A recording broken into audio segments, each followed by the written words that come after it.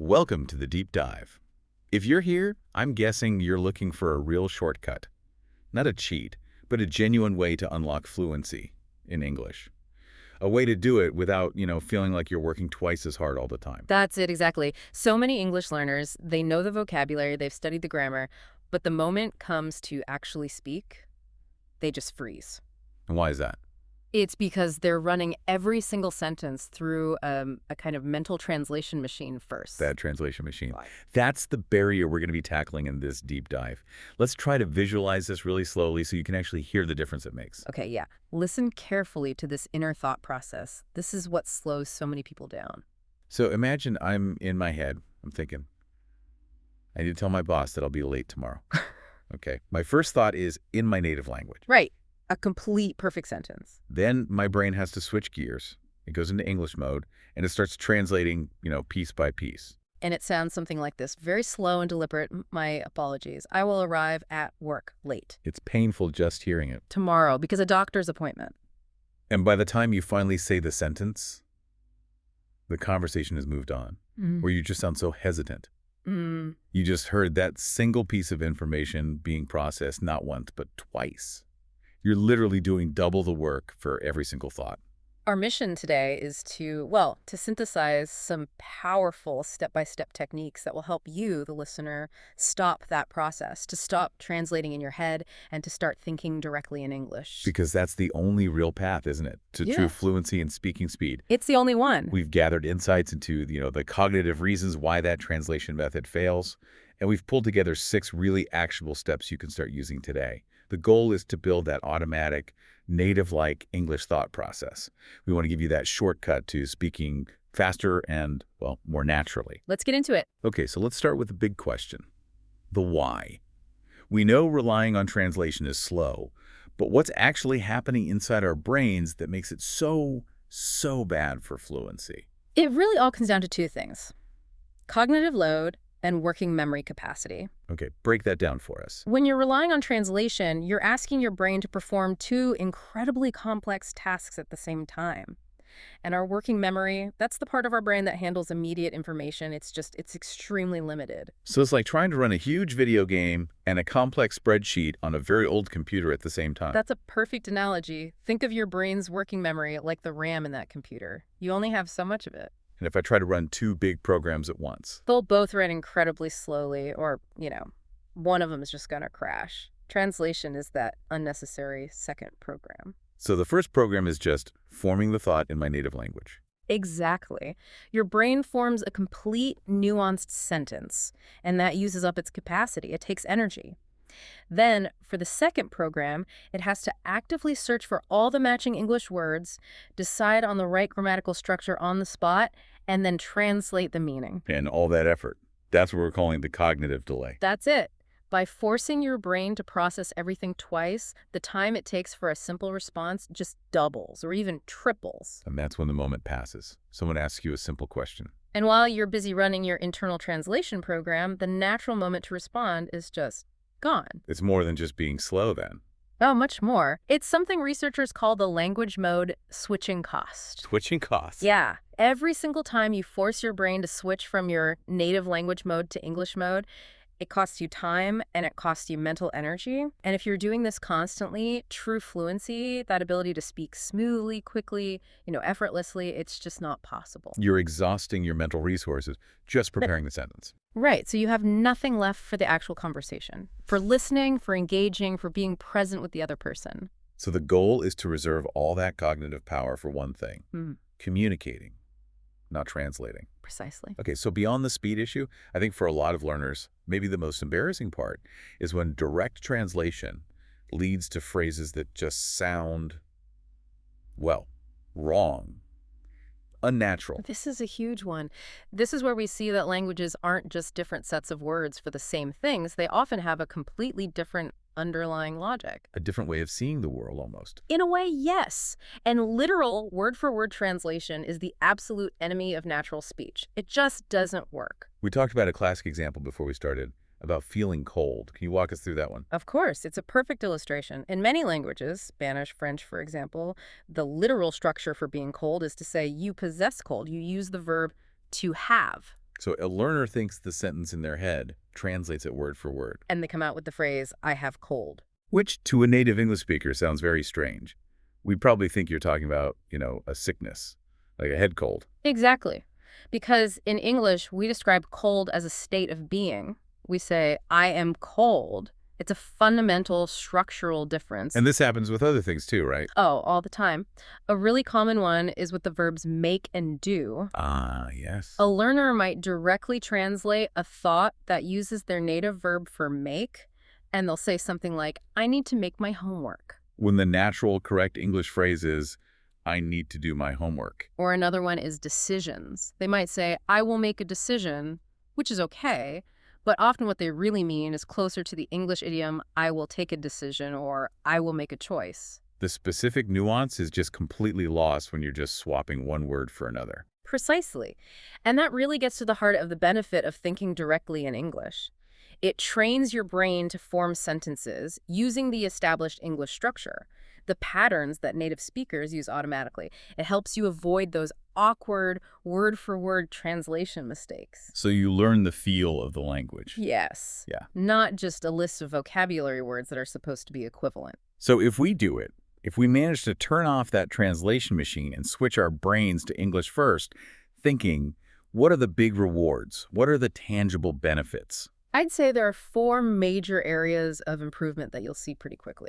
And the one everyone wants first, I'm sure, is speed and confidence. Yeah. The words just flow. They really do. When your thoughts are already structured in English, the words come out so much faster, it gets rid of those long, awkward pauses while you're searching for a translation. And those pauses are what create all the anxiety. Exactly. You replace that hesitation with smoother, more natural responses.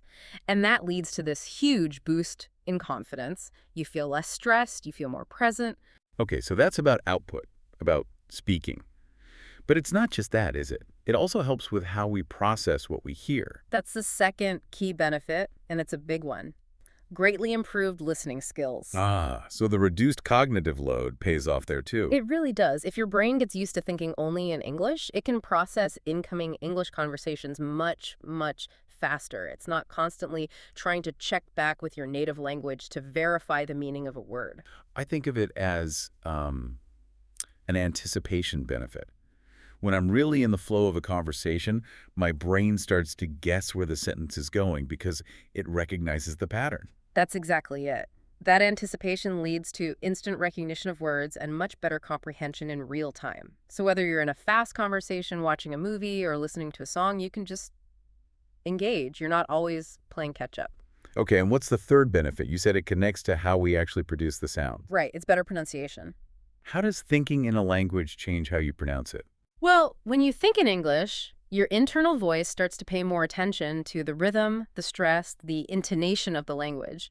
Your inner monologue starts to mimic the way native speakers actually sound. Like you're hearing it correctly in your head first. Yes. And that trains your mouth and your auditory system to work together. It creates this feedback loop that helps you speak more clearly and with more natural sounding rhythm. So it's a virtuous cycle. Thinking in English helps you hear the sounds right, which helps you make the sounds right. Precisely. So, to just summarize the critical why for everyone listening, thinking in English helps you speak faster, boost your confidence, improve your listening, and improve your pronunciation. And those all feed into each other, leading to the fluency everyone is looking for. They're all interconnected. All right, so before we get into the solutions, the actual steps, we need to be honest about the hurdles. What are the really common habits, the 4 big mistakes that learners make every day that, without realizing it, are sabotaging their own efforts? Recognizing these is so important. Most learners are making these mistakes and have no idea they're actively working against their own fluency goals. So what's mistake number 1? Well, we've talked about it a lot, but it has to be stated again as the #1 blocker. Just relying too much on translation. It feels safe, though, doesn't it? It's like a safety net. If I translate, I'm sure I'm getting the meaning right. It's a safety net that catches you, yes, but then it keeps you from moving. It holds you in one place. If you are always, always translating every thought before you speak, your brain never gets the chance to develop that direct link between a concept and the English word for it. We used the analogy of training wheels on a bike earlier. Yeah. This sounds like that. It's a perfect analogy. You feel secure with the training wheels on, but you never learn the most essential skill, which is balancing on your own. You have to take them off. You have to take them off. The fix requires a real commitment. You have to start trusting your brain to use English directly, even when it feels a little scary or uncomfortable. Even when you forget a word sometimes. Especially then. You have to stop looking for that perfect, literal translation for every single thought. Okay, that makes sense. What's mistake number 2? This one is the perfection trap. It's overthinking grammar while speaking. Oh, I've seen this so many times. Learners want 100% grammar accuracy, so they stop the flow of their own thoughts to mentally check every verb tense, every preposition. And it's just devastating for fluency. When you're speaking in real time, all that mental energy you spend policing your own grammar, it slows you down to a crawl and just destroys any natural rhythm. Okay, but let me push back on that a little. If a learner just ignores grammar completely, won't they just form bad habits that are way harder to fix later on? Isn't it important to be accurate from the start? That's a really fair question and an important one. Of course, grammar study is vital for accuracy. But we're talking about speaking and thinking fluency. They are different skills. So there's a time for grammar study and a time for just communicating. Exactly. When you're in the moment of a conversation, your priority has to shift from perfect accuracy to effective communication. Think about it. Native speakers don't consciously think about grammar rules when we talk. We make mistakes sometimes. We rely on intuition, on what sounds right. So the goal is to practice thinking in English so much that the correct structure just starts to feel right, to sound right in your head. Yes, focus on getting your message across first. Fluency comes from practice and from building momentum. Perfectionism kills momentum every single time. So don't let the fear of a mistake stop you. Which brings us directly to the third mistake, the fear of making mistakes. This is the big emotional barrier. It is. This fear can cause learners to just stop thinking in English, stop speaking in English, or maybe they only use a few very simple, safe phrases they've memorized. And that fear tricks you into believing that silence is better than sounding imperfect. We have to completely flip that mindset. Mistakes are not failures. They're data points. They're essential, measurable signs that show you exactly where you need to focus your practice. So every mistake is actually proof that you're trying. It's proof that you are actively learning. The solution is to just accept imperfection as part of the process. It's the only path to fluency. You have to be willing to sound a little clumsy as you start. Embrace the mistakes. Absolutely. Okay, so we've got relying on translation, overthinking grammar, and fear of mistakes. What's the fourth and final mistake? The fourth one is about your environment. It's a lack of immersion. Right. If English is just this thing you do for an hour a day during study time, then your brain will always default back to the path of least resistance. And that's your native language. so immersion isn't a luxury for advanced learners. It's a necessity from the beginning.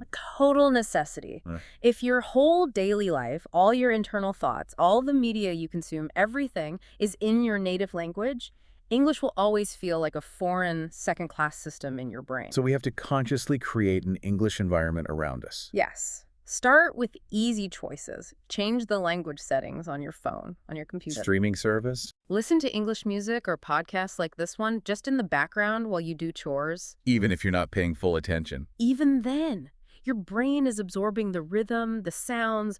Read news headlines in English, even if you only get the main idea. The goal is to just flood your brain with English input. So it realizes, oh, this is a necessary functional tool, not just some academic subject I have to study.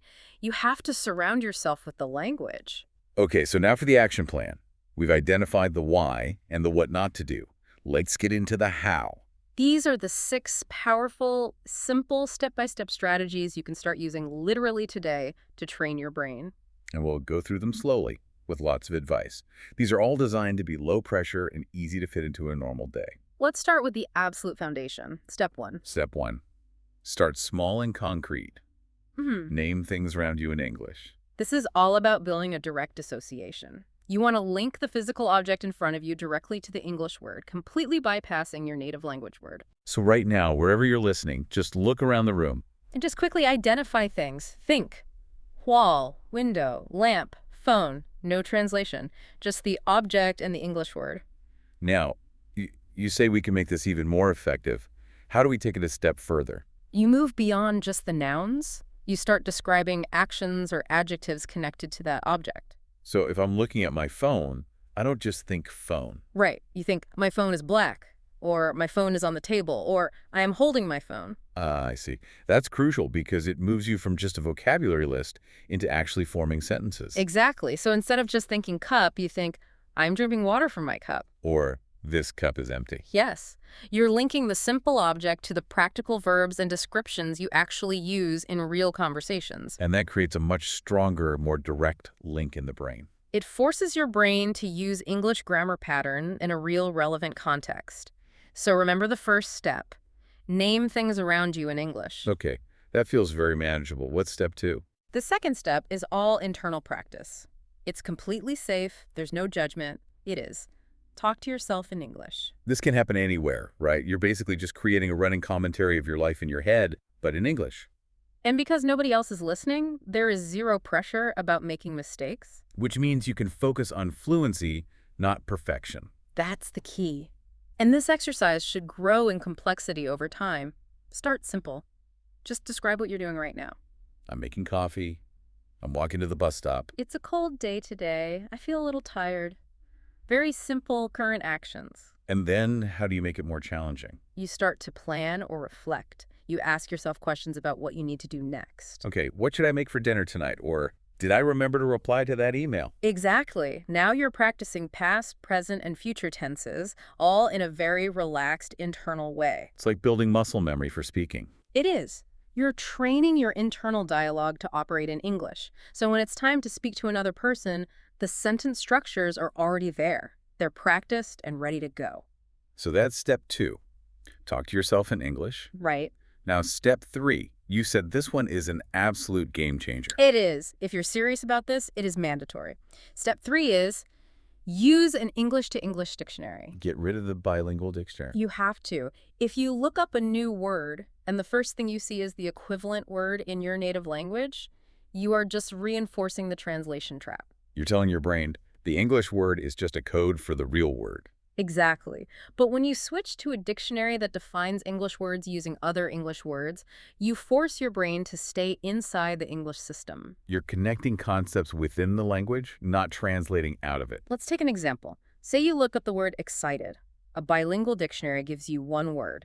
But an English-to-English dictionary might say something like, Feeling very happy and eager, or looking forward to something. so right away you're learning synonyms, happy, eager, and you're getting context about the emotion, all while your brain is still thinking in English. It builds a much richer understanding of the word. But what if the definition itself is too hard? What if it uses words you don't know? That's a common fear, but don't panic. You just look up the words in the definition. You go one level deeper. You follow the trail. Yes. You're building this beautiful web of interconnected English vocabulary, not just a bunch of one-to-one translated lines. It really does break that reliance on the middleman. It forces you to solve the puzzle using only English pieces. That's the power of it. So step 3, a crucial one, use an English-to-English dictionary. Okay. Step 4. This one seems to be about managing that feeling of being overwhelmed. It is. It's about avoiding frustration. Step 4 is think in simple sentences first. I can see this. Learners try to express a really complex thought from their native language with all its clauses and nuance. And they just freeze. They feel stuck, and then they immediately go back to their native language. We have to avoid that feeling. So start small. Start very small. Focus on the core subject-verb-object structure. Use basic grammar and vocabulary that you're totally confident with. Simplicity and clarity are your goals here. Can you give us a before and after? A complex native thought versus the simplified English version. Sure.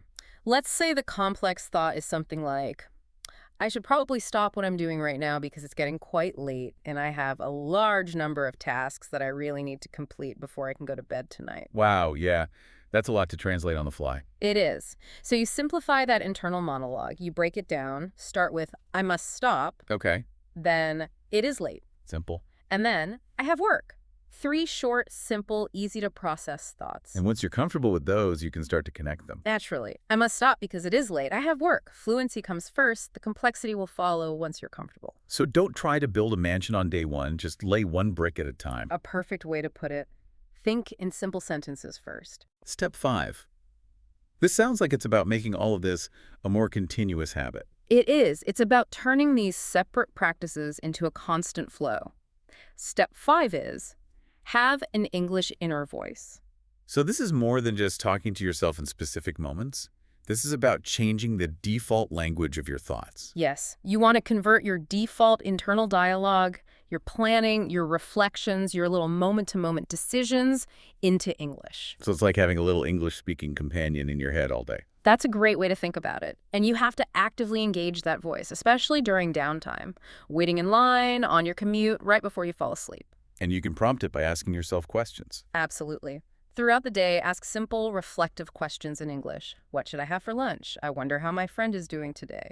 How did I feel about that meeting? The benefit here must be that it's so rapid and effortless. You're getting so much practice without scheduling study time. The more continuous that stream of English thought becomes, the less likely your brain is to switch back to your native language when you face a challenge. You're making English the default operating system. Not just a second application you have to open. Exactly. So step 5 is have an English inner voice. And that leads us to the final step, step 6, which seems to reinforce everything else. It does. Immersion is absolutely key, so we must surround yourself with English. We touched on this in the mistakes section, but it's worth emphasizing that the amount of English you expose yourself to is directly related to how quickly your brain makes that switch. And you need a mix of both passive and active exposure. What's the difference? Passive exposure is great. It's the background noise, English music, news radio, a TV show playing while you cook. Your brain is absorbing the sounds and rhythms, even if you're not focused on every word. And active exposure is more intentional. Right. That's when you're sitting down to watch a movie with English subtitles or to read an article or engage with English language social media. And it helps if it's something you're actually interested in. It's essential. If you love gardening, read gardening blogs in English. If you love video games, watch streamers who speak English. Make conscious choices to consume content you enjoy, but do it in English. So the more inescapable you make the language in your daily life, the more automatic the thinking becomes. Your brain gets the message. I need this language to function every day. Surround yourself with English. Okay, so knowing the 6 steps is one thing, but making them truly automatic, that's another. That takes consistent daily practice. So what are some specific repeatable exercises that can help turn these steps into permanent habits? We need practical rituals, things you can easily integrate into your day so that English thinking isn't just a study activity, but a fundamental part of your routine. Where should someone start? I think the most powerful technique for priming your brain is to start and end your day with English thoughts. Okay, so when you first wake up in the morning. Exactly. When you first wake up, your brain is in a more relaxed state. It's more open to new habits. So right then, before your native language thoughts can really kick in, just describe your plans for the day. Mentally, in your head. Yes, just run through your schedule. Okay, it's 7 a.m. I need to make coffee. I have that big meeting at 10. I should wear the blue shirt. And then you do the same thing at night. Yes, before you go to sleep, you review the day. Think, what did I accomplish today? That presentation went well. I felt nervous, but I did it. What do I need to do tomorrow? It's like you're putting English bookends on your day. It sandwiches your day in English mode, and it prioritizes the language at those 2 critical points. I like that. What's another practical exercise? This one is more of a challenge, but it's incredibly effective because it forces your brain to adapt under a bit of pressure. You need to set a no translation rule for a minimum of 30 minutes a day. A strict rule. No cheating. No cheating. You pick a 30-minute block of time, maybe during your commute or while you're at the gym, and in that time, you absolutely forbid yourself from translating anything back into your native language. So what happens if you get stuck? If you don't know a word? You have to find another way. You have to describe it using the English, or just move on from that thought. But you cannot run back to the comfort of your native language. You're intentionally removing the safety net. For a short, defined period, and you have to acknowledge that it will be difficult at first. You will struggle, and that is the whole point. So when you feel that panic to translate, you just have to stop, take a breath, and try again in English. Yes.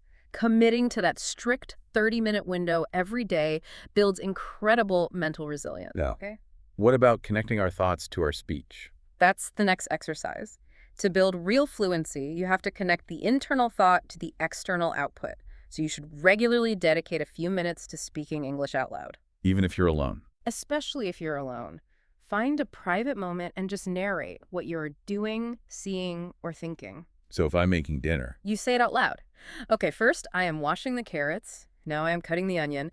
This is making my eyes water. I hope this soup tastes good. and that engages the auditory feedback loop you mentioned earlier. It does. You hear yourself producing the English sounds and structures, Yeah. and that reinforces the habit much faster than just silent thought alone. So make English a vocal part of your day. Even for just 5 minutes. A lot of us have these moments during the day where we're not really doing anything mentally demanding. Yeah. Driving, cleaning, waiting in a line. Those are golden opportunities. You have to hijack those moments for English practice.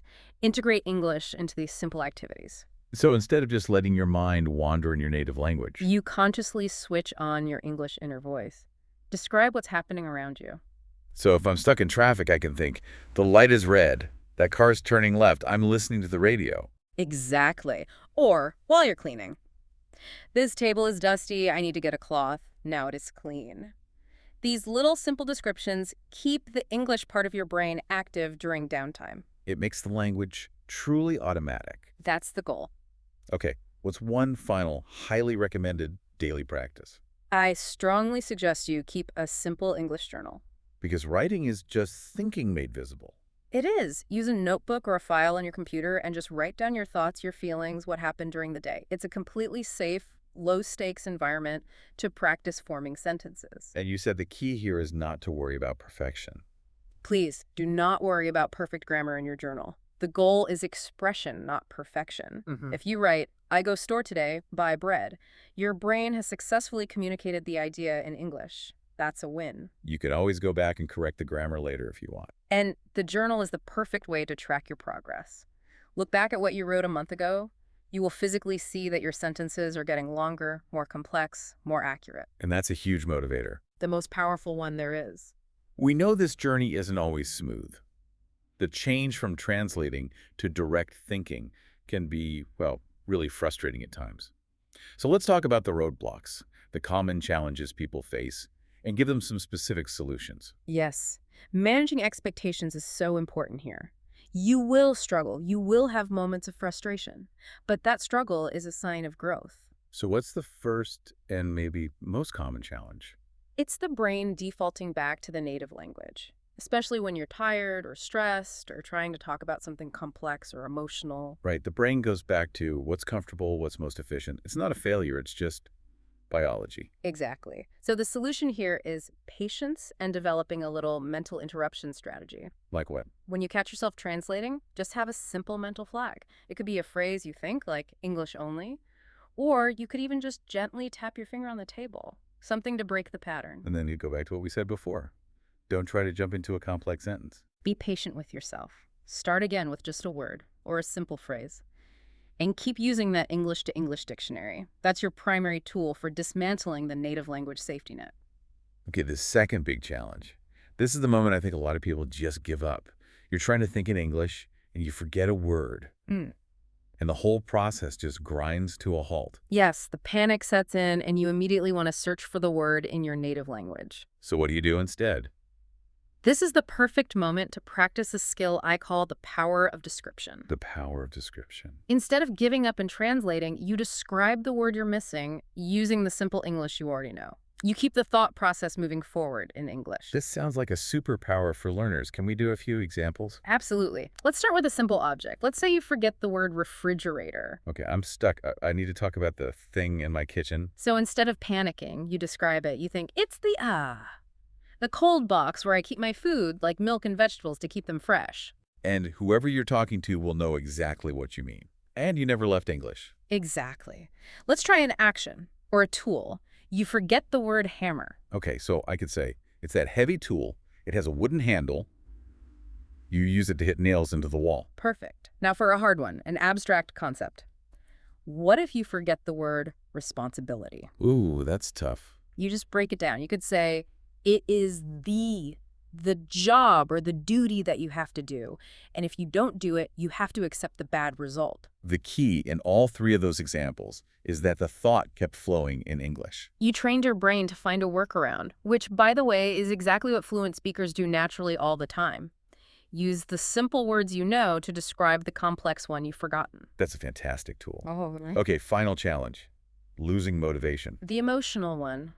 Language progress can feel so slow day to day, it's really easy to feel like you're not actually improving. And if you can't see the progress, you get discouraged and you just stop practicing. Which is why the solution is to intentionally track your progress. You need tangible, physical proof that you are getting better. You mentioned the journal. How else can someone track something as internal as their thoughts? The journal is great, but even better, in my opinion, is to record your own voice. Okay. Once a week, just spend 3 minutes talking out loud about a simple topic. What you did today, what you ate for breakfast. Record it on your phone and put the date on the file. And then after a month or two, you go back and listen to the first recording and compare it to the most recent one. The difference will be shocking. You will hear it immediately. Your sentences will be longer, your speech will be smoother, you'll have fewer long pauses, your pronunciation will be better. And that audible proof of improvement is the best tool for staying motivated. It's the most powerful tool there is. You have to remember, thinking in English is a skill. It's like learning to ride a bike without training wheels. It takes time. And consistency and patience are the most important tools you have. As This has been an incredibly detailed look at how to retrain your brain.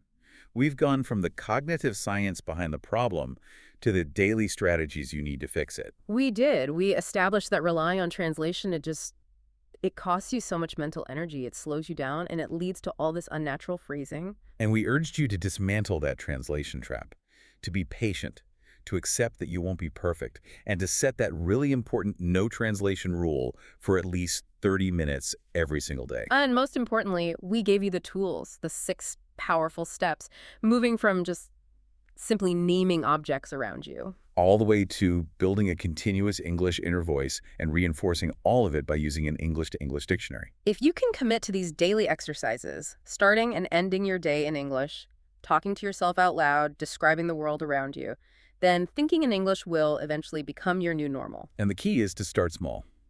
Don't try to be perfect tomorrow. Just try to be consistent today. Now, for our final thought for you, the listener, to chew on a little. We've talked about how thinking in English helps you speak faster and also helps you process sounds and rhythm more clearly. So my question is this. What are 3 common English phrases or idioms you hear every day? Maybe it's in a song you love, a show you watch, or something you hear at work. What are 3 phrases that you will now try to focus on purely through their sound and rhythm without letting your internal translation machine switch on? Just think about one single phrase you'll focus on today as you begin this journey toward automatic English thought. Happy learning, and we will see you on the next deep dive.